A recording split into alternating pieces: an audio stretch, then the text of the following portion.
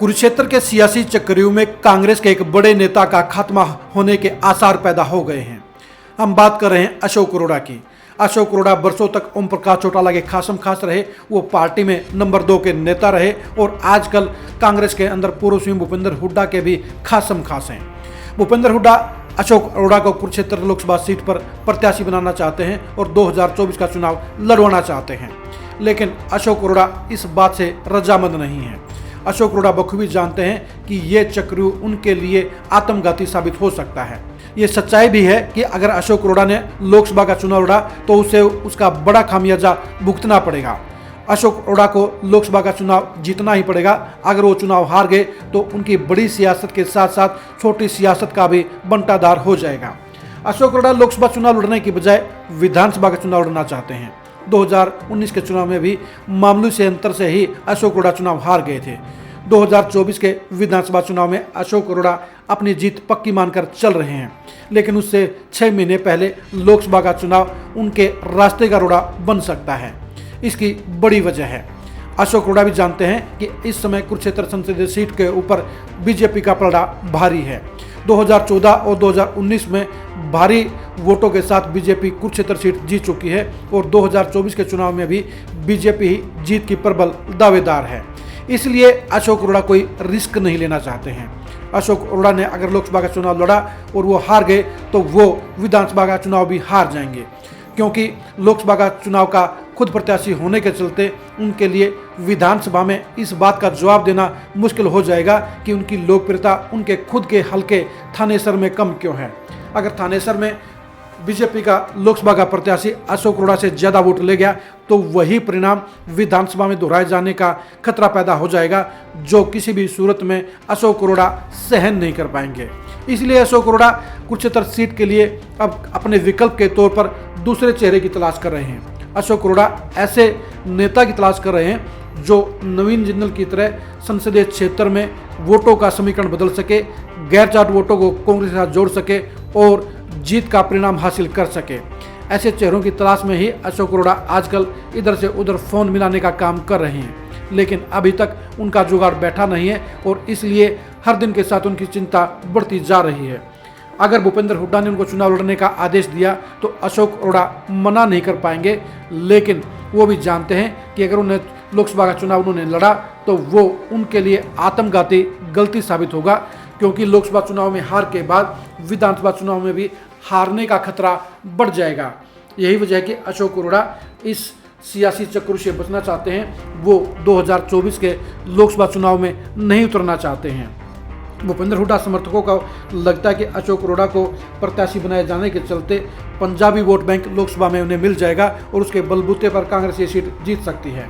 इसमें कोई शक की बात भी नहीं कि इस समय कुरुक्षेत्र पार्लियामेंट में अशोक अरोड़ा कांग्रेस के सबसे बड़े नेता हैं, लेकिन यह भी सच्चाई है कि वो सीट जीतने की हालत में नहीं है।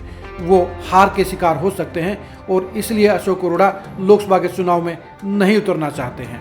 अशोक अरोड़ा लोकसभा चुनाव की बजाय विधानसभा चुनाव लड़ने को ही प्राथमिकता दे रहे हैं और इसलिए वो लोकसभा चुनाव से बचने की कोशिश कर रहे हैं, लेकिन वो तभी बच पाएंगे जब वो अपने विकल्प के तौर पर एक मजबूत चेहरा भूपेंद्र हुड्डा को दे पाएंगे। भूपेंद्र हुड्डा लोकसभा की सीट अपने खाते में रखना चाहते हैं और इसलिए उन्होंने अशोक अरोड़ा को ही प्रत्याशी बनाने का फैसला लिया है।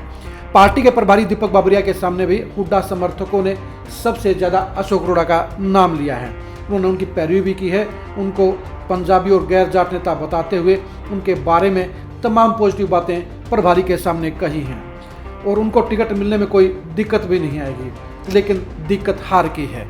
अगर अशोक अरोड़ा चुनाव हार गए तो उनका सियासी कैरियर का बंटादार हो जाएगा, बेड़ा गर्क हो जाएगा। अशोक अरोड़ा 2024 में हरियाणा में कांग्रेस की सरकार बनने की प्रबल संभावना को देखते हुए लोकसभा की बजाय विधानसभा का चुनाव लड़ना चाहते हैं और इसलिए वो लोकसभा चुनाव से किनारा करने की भरसक कोशिश कर रहे हैं। लेकिन दिक्कत इस बात की है कि उनके पास विकल्प नहीं है और ना ही भूपेंद्र हुड्डा के पास उनसे बेहतर कोई विकल्प नहीं है। इसलिए मजबूरी में अशोक अरोड़ा को प्रत्याशी बनाना पड़ सकता है।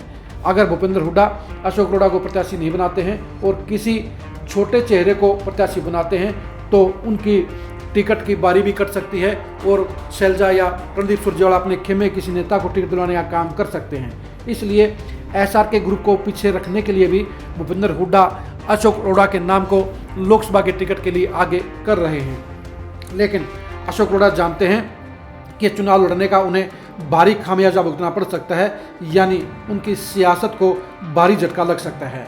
अशोक अरोड़ा के लिए 2024 का चुनाव आर पार का चुनाव है। इनेलो से अलग होने के बाद वो 2019 का चुनाव हार चुके हैं और ऐसे में अगर वो 2024 का चुनाव भी हार गए तो उनकी सियासत का खात्मा हो जाएगा, क्योंकि वो ज़्यादा लंबे समय तक जीत की दौड़ में शामिल नहीं रह पाएंगे। 2024 का विधानसभा चुनाव उनके लिए गोल्डन चांस है।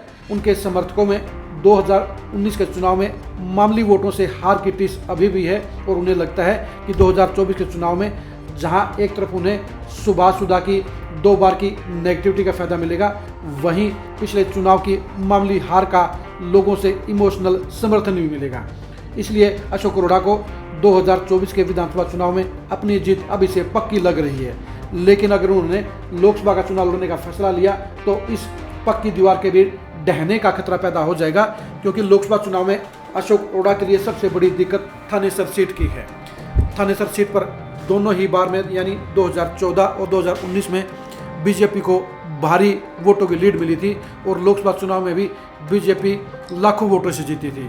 इसलिए 2024 के चुनाव में अशोक अरोड़ा कोई रिस्क नहीं लेना चाहते और हार के खतरे से बचने के लिए वो कहीं ना कहीं दूसरे प्रत्याशी की तलाश कर रहे हैं। दूसरे प्रत्याशी की तलाश के तौर पर वो जहां बनिया समुदाय के नेता को देख रहे हैं, वहीं दूसरी तरफ किसी बीसी यानी सैनी बिरादरी के चेहरे को भी तलाश रहे हैं। लेकिन दिक्कत इस बात की है कि अशोक अरोड़ा के बराबर कद का पूरे पार्लियामेंट में कोई नेता हुड्डा खेमे के पास नहीं है।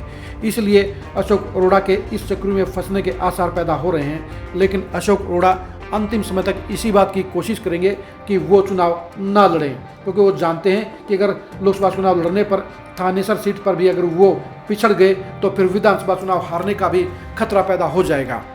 अशोक अरोड़ा 2024 का विधानसभा चुनाव किसी भी सूरत में नहीं हारना चाहते, क्योंकि उन्हें लगता है कि अगर 2024 में कांग्रेस की सरकार बनी और वो थानेसर से चुनाव जीतकर एमएलए बने तो पक्का तौर पर मंत्री भी बनेंगे।